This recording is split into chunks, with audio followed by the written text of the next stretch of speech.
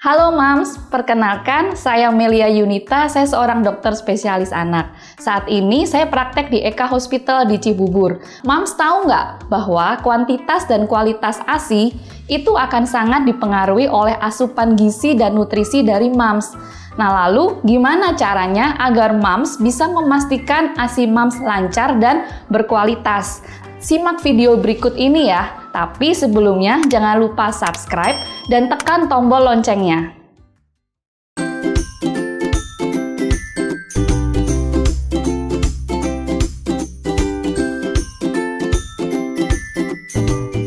Menurut AKG atau angka kecukupan gizi, seorang ibu menyusui dalam 6 bulan pertama kelahiran bayinya akan membutuhkan tambahan kalori sebesar 450 sampai 500 kilokalori per hari. Jadi, jika seorang perempuan dewasa yang tidak menyusui membutuhkan asupan kalori sebesar 1.800 sampai 2.000 kilokalori per harinya, maka seorang ibu menyusui akan membutuhkan total kalori sebesar 2.300 sampai 2.500 kilokalori per harinya. Tapi tentu saja angka ini bervariasi ya Mams, tergantung dari berat badan ibu, indeks massa tubuh ibu, kemudian bagaimana metabolisme dari tubuh ibu itu sendiri, dan juga bagaimana aktivitas sehari-harinya.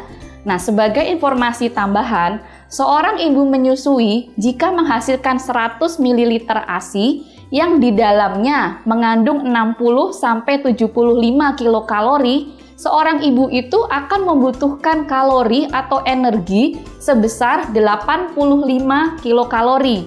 Nah, seorang ibu menyusui di 6 bulan pertama biasanya akan menghasilkan ASI sebanyak 750 ml per hari. Tapi angka ini bervariasi ya Mams. Dari penelitian menyebutkan bahwa produksi harian adalah sekitar 550 sampai 1.200 ml per hari.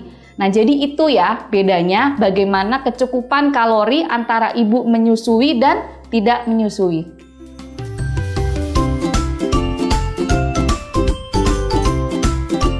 Memang seorang ibu menyusui harus sangat-sangat memperhatikan asupan gizi dan nutrisinya.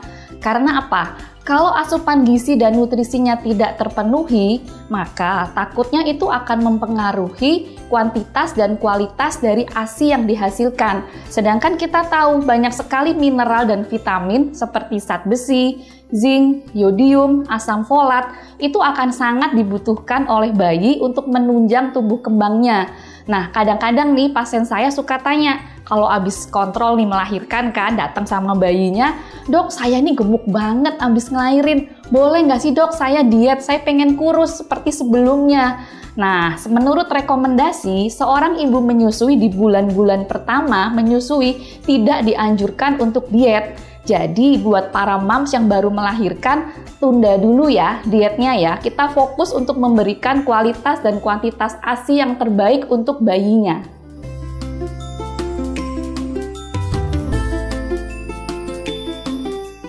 Jadi, suplemen tambahan ASI boleh dikonsumsi oleh ibu menyusui untuk membantu meningkatkan produksi ASI dan tentu saja meningkatkan kuantitas dan kualitas ASI. Tetapi tentu saja hal itu semua berhubungan ya. Jangan lupakan juga masalah asupan, masalah psikologis, masalah posisi menyusui, masalah perlekatan menyusui. Jika semuanya itu bisa dilakukan dengan baik, maka kita harapkan kuantitas dan kualitas ASI dari ibu menyusui akan terjaga dengan baik.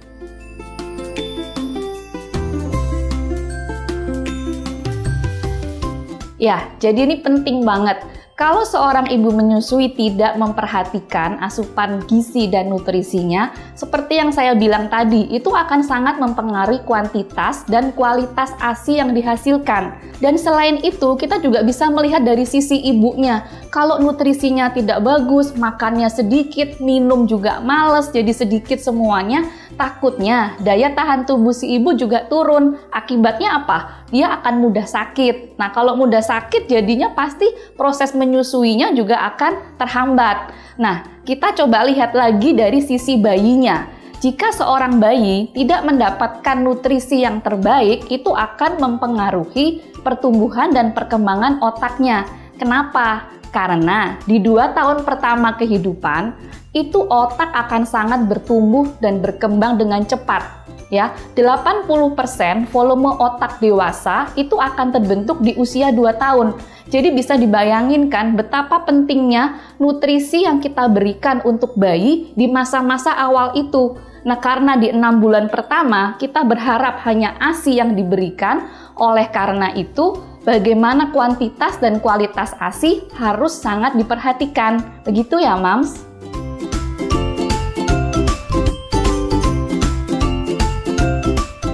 Jadi itu salah satu pertanyaan yang sering disampaikan oleh Mams ke saya. Bagaimana kuantitas dari ASI itu sangat dipengaruhi oleh asupan gizi, nutrisi dari ibu. Nah, tapi ada hal lain nih yang mempengaruhi. Ya, suatu keberhasilan menyusui akan dipengaruhi oleh 2 hal. Yang pertama, bagaimana posisi menyusuinya, baik posisi ibu maupun posisi bayinya. Dan yang kedua, bagaimana perlekatan bayi ke puting ibu. Perlekatan yang tidak betul itu akan mengakibatkan proses menyusuinya terhambat. Puting ibu akan lecet, bayinya juga tidak bisa menyusui dalam jangka waktu lama. Dan itu tentu saja akan menghambat proses menyusui. Nah, tapi di luar itu ada satu lagi nih yang penting ya. Bagaimana status psikologis, bagaimana emosi ibu ini, dia happy atau dia stres, dia sedih, itu semua sangat-sangat mempengaruhi produksi ASI. Nah, sering nih ada satu keluarga, misal ya baru habis melahirkan, ada bapak, ibu, dan bayinya datang ke saya untuk kontrol. Bapaknya suka tanya, "Dok, saya harus gimana? Peran saya apa sih, Dok? Supaya bisa membantu istri saya untuk berhasil menyusui." Nah, saya suka jawab, "Pak, peran Bapak itu cuma satu.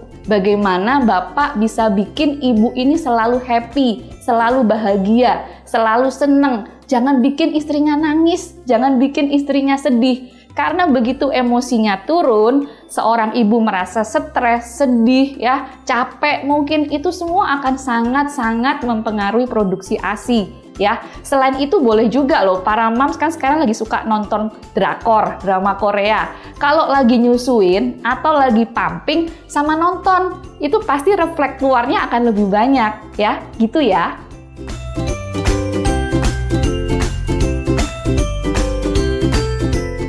Nah, sebenarnya ini mirip-mirip sih sama dengan kita keseharian.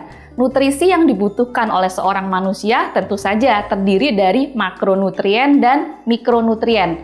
Nah, makronutrien itu apa? Mungkin udah lebih familiar ya untuk makronutrien. Ada karbohidrat, lemak, dan protein. Nah, kemudian kalau mikronutrien itu apa sih, Dok? Ada 2, yaitu vitamin dan mineral. Kalau kita ngomong vitamin, berarti ada vitamin A, vitamin B1, B2, B6, B12, vitamin C, vitamin D, vitamin E. Ya, itu semua sangat dibutuhkan oleh seorang bayi yang sedang bertumbuh dan berkembang. Terus kita pindah ngomongin mineral. Mineral itu apa? Banyak juga ini jenisnya. Ada zat besi, ada zinc, ada selenium, ada yodium. Kemudian juga ada zat lain seperti asam folat. Semua itu dari makronutrien, mikronutrien itu akan sangat dibutuhkan oleh seorang bayi. Nah, semua itu juga akan didapatkan dari ASI seorang ibu menyusui. Makanya, seorang ibu menyusui dalam intake hariannya, asupan hariannya harus mengandung semua yang sudah saya sebutkan tadi ya.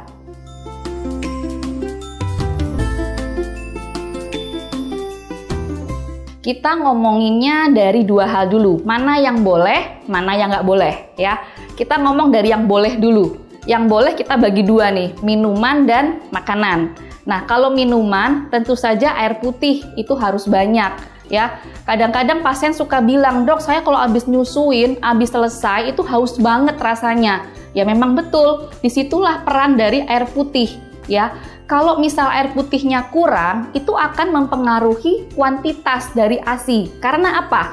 ASI itu 87%-nya adalah air. Otomatis kalau air kita kurang, ibunya minumnya sedikit, bahkan sampai ke dehidrasi, pasti akan mempengaruhi kuantitas dari ASI-nya ya. Itu kita bicara minuman. Nah, sekarang kita ngomongin makanan. Makanan apa sih yang boleh? Tadi kan sudah saya sebutkan zat-zat gizi apa yang harus didapatkan oleh seorang ibu menyusui. Nah, sebenarnya semua zat gizi itu bisa didapatkan dari makanan kita sehari-hari asal menunya seimbang ya. Jadi karbohidrat boleh makan nasi, kentang, ya, pasta, mau bakmi itu juga boleh. Protein, nah ini perlu di-highlight. Protein yang penting adalah protein hewani seperti ikan, seafood karena mereka mengandung omega 3 atau DHA yang cukup tinggi dan itu penting untuk perkembangan otak bayi. Kemudian selain ikan, protein bisa didapatkan juga dari sumber lain seperti daging, baik daging sapi, daging ayam ya, kemudian telur, kemudian susu. Itu semua penting sebagai sumber protein untuk ibu menyusui. Nah, tadi selain karbohidrat, protein, jangan lupakan juga buah dan sayur. Itu bagus banget untuk mempengaruhi kuantitas dan kualitas ASI. Nah, selain itu, kita mau bahas apa sih yang harus dibatasi atau apa yang nggak boleh dikonsumsi oleh seorang ibu menyusui. Nah, yang pertama, seorang ibu menyusui harus membatasi makanan atau minuman yang mengandung gula tambahan yang cukup tinggi. Jadi jangan dibiasain ya makan atau minum yang manis-manis terus ya. Kemudian selain itu juga hindari makanan yang tinggi garam atau tinggi natrium. Contohnya apa? Makanan-makanan kemasan di kaleng. Itu dia kadar garamnya terlalu tinggi untuk konsumsi sehari-hari. Nah, selain itu juga ibu harus menghindari makanan cepat saji. Jangan sering-sering ya, karena itu nggak bagus komposisinya untuk seorang ibu menyusui. Kemudian yang lain lagi yang harus dibatasi dan ini sering nih jadi pertanyaan buat mama-mama muda sekarang. Dok, boleh nggak saya minum kopi? Ya kan, itu kan sering tuh. Lagi banyak kopi-kopi kekinian dan para mama ini suka banget kan ya. Jadi menurut referensi, boleh kok minum kopi, tapi terbatas ya. Dari rekomendasi dari AAP, itu hanya dibolehkan 2-3 cangkir per harinya. Tapi juga menurut saya, moms harus perhatikan juga respon bayinya. Kalau baru minum 1 gelas, terus bayinya jadi gelisah, gak bisa tidur, ya mungkin harus kita batasi lebih lagi ke depannya. Oke, jadi itu ya moms, nutrisi yang moms butuhkan untuk memastikan proses mengasihinya dapat berjalan dengan lancar dan menghasilkan ASI yang berkualitas.